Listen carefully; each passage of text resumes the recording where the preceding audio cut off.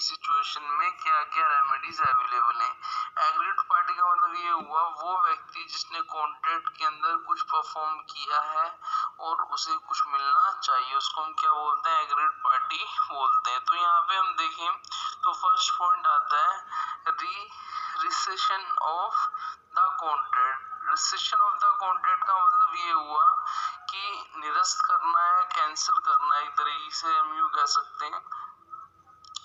When one of the party to a contract does not fulfill his obligation, then other party can rescind the contract and refuse the performance his obligation। यहाँ पे यदि कोई contract के अंदर कुछ चीज को हमने कैंसिल कर दिया है तो वो आपका क्या माना जाएगा, रेमेडीज माना जाएगा, उस कॉन्ट्रैक्ट के लिए रेमेडीज माना जाएगा। इसीलिए कॉन्ट्रैक्ट एक्ट की सेक्शन 65 है जिसमें ये मेंशन है कि due to rescission of contract को हम रेमेडीज के अंदर इंक्लूड करते हैं। यहाँ पे ध्यान रखिएगा सेक्शन 65 के अलावा सेक्शन 75 है जो बताता है that party that resides the contract is entitled to receive damage and compensation for such recession। यदि किसी चीज कॉन्ट्रैक्ट को कैंसिल करने से यदि किसी पार्टी को नुकसान हो रहा है तो उसकी भरपाई वो किससे कर सकती है, हो सकता है कॉन्ट्रैक्ट में कुछ अमाउंट रहा हो जो उसको मिला हो, और यदि वो अमाउंट कुछ स्पेसिफिक अमाउंट बनता भी है तो दूसरी पार्टी को जिसको लॉस हुआ है उसको पहले वाली पार्टी पे करेगी। दूसरा आता है sues for damage. Sue for damage इससे मिलता जुलता है, बस इसमें अंतर ये है कि जो स्यू फॉर डैमेज होता है वो नॉर्मल और एबनॉर्मल दो तरीके से हो सकता है। जैसे हम एक छोटा सा एग्जांपल दे देते हैं, यदि पार्टी को लॉस हुआ फर्स्ट सिचुएशन में और उसको दूसरी पार्टी ने क्या कर दिया, पेमेंट कर दिया, तो ये कहलाएगा liquidate damage. Sometime the party to a contract will agree to amount payable in a case of breach. तो जब वो उसको पे कर देती है और पे करने के लिए तैयार हो जाती है उसको हम बोलते हैं लिक्विडेट बोलते हैं। दूसरा क्या होता है, जब पार्टी पे करने के लिए तैयार नहीं होती है वहां पे कोर्ट को या लॉ को आना पड़ता है, एप्रोप्रिएट अथॉरिटी को आना पड़ता है, तो वो कहलाता है आपका अनलिक्विडेटेड डैमेज, है ना। Here amount payable due to breach of contract is assessed by the court और एप्रोप्रिएट अथॉरिटी।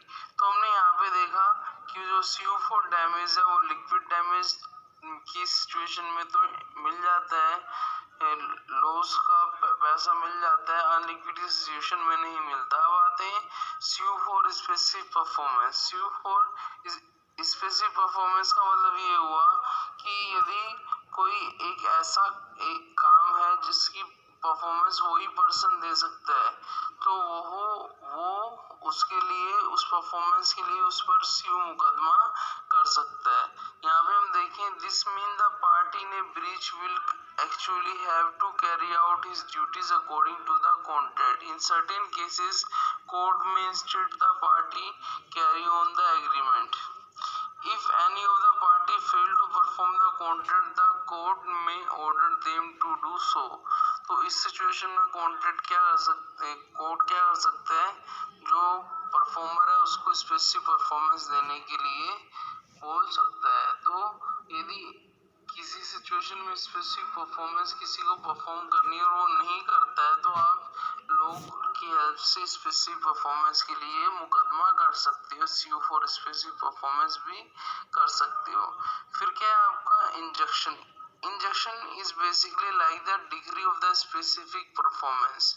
ये होता क्या है कि जब हम कॉन्ट्रैक्ट के अंदर हम मना ही करना चाहते हैं, ठीक है, हम नहीं परफॉर्म करना चाहते हैं कॉन्ट्रैक्ट के अंदर, किसी व्यक्ति को किसी काम के लिए हम रोकना चाहते हैं तो उसको इंजंक्शन बोलते हैं। Injunction is a court order restraining a person from doing a particular act, कि किसी व्यक्ति को कोई काम करने से यदि हम रोकना चाहते हैं तो वो कहलाता है इंजंक्शन कहलाता है, ठीक है ना।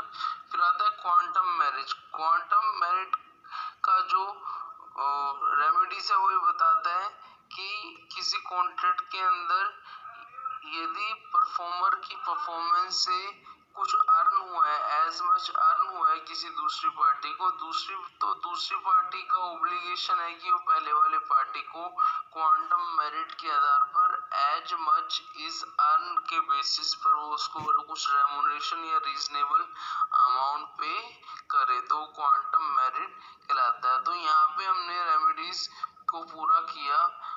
अब हम देखेंगे कि जो रेमेडीज़ अवेलेबल होती हैं उन 5 रेमेडीज़ को हम कब यूज़ में लेते हैं। तो पेपर में जो आपसे क्वेश्चन पूछा जाएगा वो single remedies for breach of contract नहीं पूछा जाएगा, आपसे 2 चीज़ें पूछी जाएंगी। वो आपसे फर्स्ट पूछेगा कि जो डिस्चार्ज ऑफ कॉन्ट्रैक्ट है वो क्या होता है, देन आपसे पूछेगा कि जो डिस्चार्ज ऑफ कॉन्ट्रैक्ट है उसके लिए कौन कौन सी रेमेडीज़ अवेलेबल हैं एग्रीड पार्टी को in the case of breach of contract, वो आप बताइए। तो ये जो टॉपिक है तो छोटा सा टॉपिक, लेकिन जब हम इसको पढ़ते हैं इसके साथ remedies for breach of contract के साथ पढ़ते हैं, remedies available for breach of contract in the case with discharge of contract जब हम पढ़ते हैं तो वहाँ पे ये चीज़ें डिटेल में आपसे पूछी जा सकती हैं। जैसे कि हमने यहाँ पे रेमेडीज़ के अंदर रिसेशन ऑफ कॉन्ट्रैक्ट पढ़ा, स्यू फॉर डैमेज पढ़ा, स्यू फॉर स्पेसिफिक परफॉर्मेंस पढ़ा, फिर इंजेक्शन, फिर क्वांटम मेरिट पढ़ा।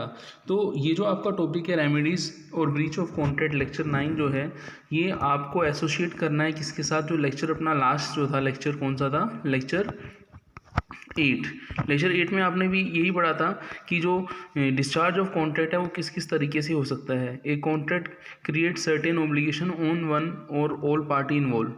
तो डिस्चार्ज ऑफ कॉन्ट्रैक्ट जो होता है वो मैनी वे हैं, वो कौन कौन से वे हैं। तो हमने देखा था डिस्चार्ज बाय परफॉर्मेंस कि जब कॉन्ट्रैक्ट के अंदर जो दोनों पार्टी हैं वो अपनी परफॉर्मेंस को पूरा कर देते हैं तब वो कॉन्ट्रैक्ट क्या माना जाता है, डिस्चार्ज माना जाता है, चाहे वो परफॉर्मेंस एक्चुअल परफॉर्मेंस से किया गया हो चाहे वो अटेम्प्टेड परफॉर्मेंस से किया गया हो। फिर हमने देखा डिस्चार्ज बाय म्यूचुअल एग्रीमेंट कि जब कॉन्ट्रैक्ट में जो पार्टी इन्वॉल्व हैं वो एक दूसरे से क्या कर लेते हैं, एग्रीमेंट कर लेते हैं और उस एग्रीमेंट की हेल्प से वो क्या करना चाहते हैं, उस कॉन्ट्रैक्ट को डिस्चार्ज करना चाहते हैं। तो वो क्या कहलाता है, आपका डिस्चार्ज बाय म्यूचुअल एग्रीमेंट कहलाता है। डिस्चार्ज बाय परफॉर्मेंस और डिस्चार्ज बाय म्यूचुअल एग्रीमेंट के बाद फिर हमने पढ़ा था discharge by impossibility of performance कि यदि कॉन्ट्रैक्ट के अंदर जो टास्क था उसको परफॉर्म करना पॉसिबल नहीं है कॉन्ट्रैक्ट के अंदर तो वो क्या कहलाता है, आपका इम्पॉसिबिलिटी ऑफ परफॉर्मेंस कहलाता है।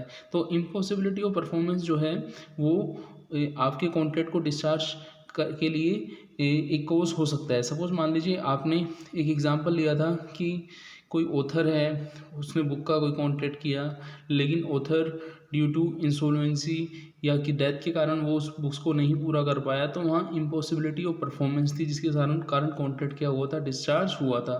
कभी भी क्या होता है कि जो पर्सन है वो अटैम्प्ट तो करना चाहता है परफॉर्मेंस के थ्रू लेकिन टाइम पूरा हो जाता है। तो टाइम जब पूरा हो जाता है तो वो टाइम पूरा होने के कारण कॉन्ट्रैक्ट ऑटोमेटिकली क्या हो जाता है, डिस्चार्ज हो जाता है। इसे हम क्या बोलते हैं, discharge of contract by lapse of time. फिर हमने पढ़ा था discharge of a contract by operation of law. Operation of law का मतलब ये हुआ कि यदि कॉन्ट्रैक्ट की जो पार्टी है उनमें से कोई पार्टी इंसॉल्वेंट हो जाती है या किसी पार्टी की डेथ हो जाती है तो उस केस में जो लॉ है वो ऑपरेशन में आएगा। उस लॉ के कारण ही उसको उस कॉन्ट्रैक्ट को due to operation of the law क्या किया जाएगा, डिस्चार्ज किया जाएगा। कहने का मतलब है कि वो कॉन्ट्रैक्ट पूरा नहीं किया जा सकेगा। फिर आता है discharge by breach of contract. Breach of contract जैसे आपने देखा था यदि कॉन्ट्रैक्ट के अंदर कोई भी जो पार्टी है, if a party to a contract fail to perform his obligation, कि कॉन्ट्रैक्ट की कोई भी पार्टी है वो परफॉर्म नहीं कर पा रही, अपने ऑब्लिगेशन को पूरा नहीं कर पा रही, तो contract by breach of contract obligation नहीं पूरा होने के कारण उस टाइम प्लेस के अंदर, स्पेसिफाइड टाइम स्पेसिफाइड प्लेस के अंदर, तो वो क्या माना जाएगा, contract by discharge by breach of contract माना जाएगा। इसके एग्जाम्पल हम लास्ट लेक्चर में पहले पढ़ चुके हैं, फिर भी आप यदि लास्ट लेक्चर को देखेंगे, लेक्चर 8 को, तो वहाँ पे इनकी डिटेल मिल जाएगी। पर पेपर में आपसे जो डिस्चार्ज ऑफ कॉन्ट्रैक्ट है उसके साथ रेमेडीज अवेलेबल भी पूछता है। फिर है discharge by contract by remission, मतलब सहमति से आप कॉन्ट्रैक्ट को क्या कर रहे हैं, डिस्चार्ज कर रहे हैं। कॉन्ट्रैक्ट की कोई सी भी पार्टी चाहे तो कॉन्ट्रैक्ट को पूरा या कॉन्ट्रैक्ट का कोई पार्ट यदि पूरा नहीं कर पा रहे हैं तो अपनी सहमति से भी क्या कर सकते हैं, कॉन्ट्रैक्ट को डिस्चार्ज कर सकते हैं। Contract discharge by non provision of facilities, यदि कॉन्ट्रैक्ट के अंदर जो स्पेसिफाइड फैसिलिटीज़ बताई गई थी वो नहीं होती हैं तो भी कॉन्ट्रैक्ट क्या माना जाता है, डिस्चार्ज माना जाता है। कभी कभी क्या होता है, डिस्चार्ज के बाद आप देखें तो कॉन्ट्रैक्ट के अंदर जो पार्टी होती हैं, जैसे आपने देखा एक पार्टी है ए है और एक पार्टी बी है, वो अपने म्यूचुअल राइट्स के कारण क्या कर रहे हैं, कॉन्ट्रैक्ट को पूरा कर रहे हैं, तो वो क्या माना जाता है, discharge due to merger of rights माना जाता है। तो इस लेक्चर के अंदर हमने यही पढ़ा कि कॉन्ट्रैक्ट का डिस्चार्ज क्या होता है, उसको रिवाइज किया और remedies available for breach of contract क्या है। थैंक्स।